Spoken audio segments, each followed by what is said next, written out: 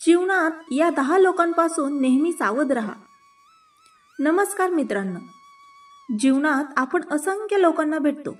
काही आपल्या आयुष्यात आनंद आणतात, प्रेरणा देतात, आपल्या यशाच्या वाटचालीत हात देतात. पण काही लोक असे असतात की त्यांच्या सहवासामुळे आपला आत्मविश्वास, शांतता आणि प्रगती दोन्ही कमी होतात. जीवनात फक्त चांगले लोक शोधणे पुरेसे नसते, तर वाईट लोकांपासून दूर राहणेही तितकेच आवश्यक असते.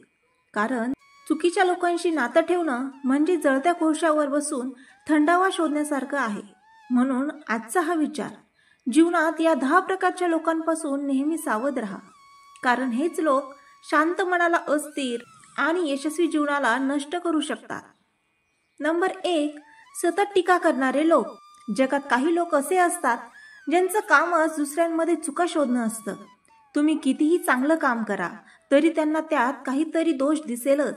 ते म्हणतील, हे असं नको होतं, तसं केलं असतं तर बरं झालं असतं, तू काय करतोस, ते सगळं चुकीचं आहे. अशा लोकांचं जीवनच तक्रारींनी भरलेलं असतं. ते स्वतः काही निर्माण करत नाहीत, पण निर्माण करणाऱ्यांना तोडून टाकण्याचं काम मात्र चोख करतात. म्हणून लक्षात ठेवा, जे लोक फक्त टीका करतात पण कधी मदत करत नाहीत त्यांच्यापासून अंतर ठेवा. कारण सततच्या नकारात्मक शब्दांमुळे तुमचं मन कमकुवत होतं आणि हळूहळू तुम्ही स्वतःवरचा विश्वास गमावता. टीका ऐका, पण ती फक्त रचनात्मक असेल तरच. बाकी लोकांच्या विषारी भाषणांपासून स्वतःचं मन वाचवा. नंबर 2, ईर्ष्येने जळणारे लोक. तुमचं यश पाहून आनंद होणं हा खऱ्या माणुसकीचा गुण आहे. पण जगात बरेच लोक असे असतात की दुसऱ्यांचं यश त्यांना चावतं.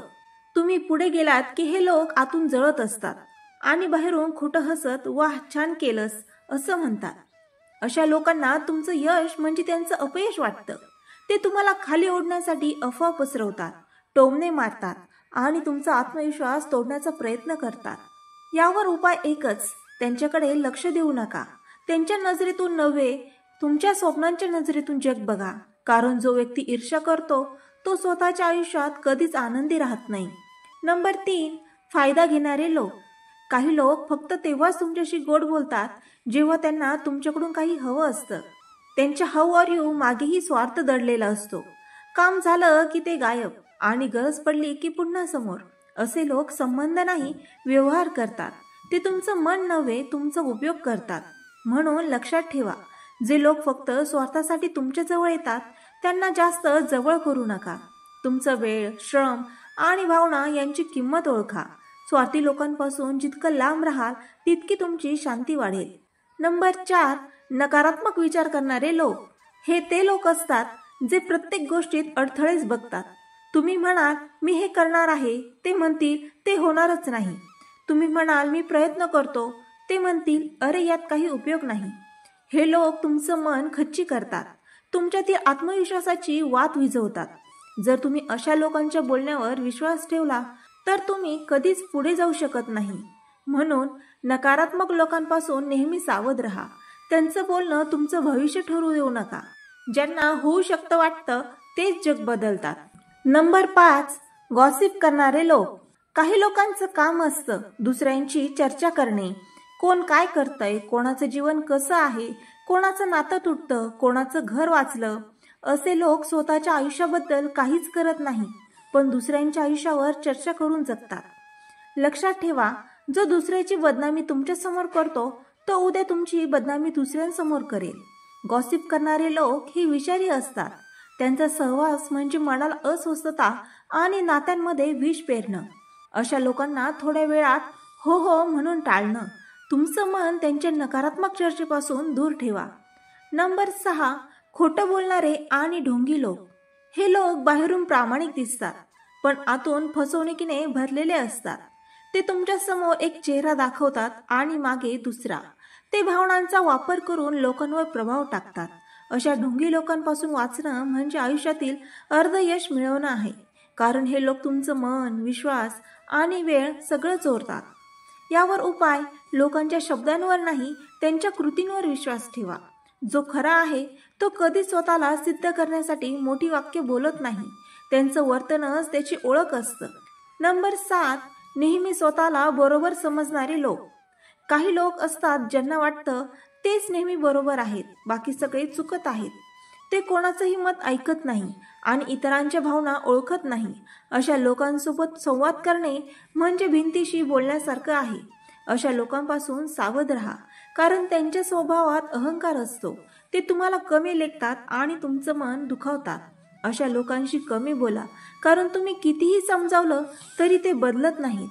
नंबर 8, स्वतःचं दुःख कायम सांगणारे लोक. हे लोक नेहमी स्वतःच्या समस्यांबद्दलच बोलतात. माझं आयुष्य कठीण आहे, माझं नशीब वाईट आहे, सगळं माझ्या विरोधात आहे. त्यांचं बोलणं ऐकलं की तुमचंही मन उदास होतं. ते कधीच उपाय शोधत नाही, फक्त दुःख आठवतात.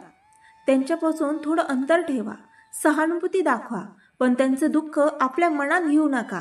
तुमचं मन हलकं ठेवण्यासाठी स्वतःभोवती सकारात्मक लोक ठेवा. नंबर 9, विश्वासघात करणारे लोक. विश्वास ही प्रत्येक नात्याची पाया असते, पण काही लोक असतात जे तो विश्वास तोडतात. ते गुपित उघड करतात, मागे वाईट बोलतात आणि तुमच्या विश्वासाचा वापर तुमच्या विरुद्ध करतात. लक्षात ठेवा, ज्याने एकदा विश्वास तोडला तो पुन्हा तोडू शकतो. म्हणून दुसऱ्यांदा त्यांचं माफ करा ऐकून भावनिक होऊ नका. आपल्या मनाची चावी कोणाला देतोय हे ठरवा. विश्वास ठेवा, पण समजूतदारपणे.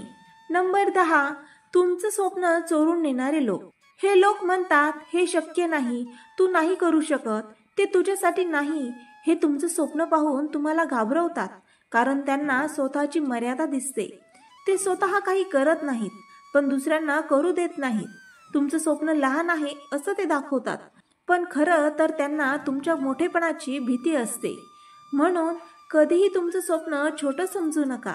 जे तुम्हाला निरुत्साही करतात त्यांना शांतपणे तुमच्या यशाने उत्तर द्या.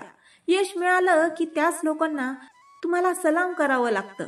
जीवन हे एक प्रवास आहे. या प्रवासात कोणासोबत चालायचं आणि कोणापासून दूर राहायचं हे ठरवणं ही सगळ्यात मोठी शहाणपणाची गोष्ट आहे. कारण चुकीचे लोक आपल्याला योग्य दिशेपासून भरकटवतात आणि योग्य लोक आपल्याला उंचावर नेतात.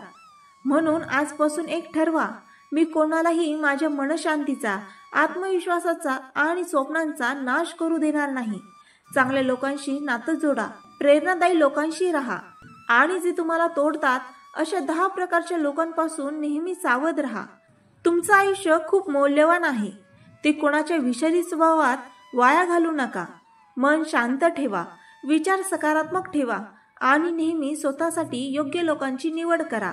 काळजी घ्या तुमच्या संगतीची, कारण संगत चांगली असेल तर वाईट माणूसही सुधारतो, पण संगत वाईट असेल तर चांगला माणूसही बिघडतो. तर मित्रांनो, आशा आहे तुम्हाला हे विचार आवडले असेल. असेच सकारात्मक विचार ऐकण्यासाठी माझ्या चॅनलला लाईक, शेअर आणि सबस्क्राईब करायला विसरू नका. पुन्हा भेटूया नवीन विचारांसह. तोपर्यंत धन्यवाद.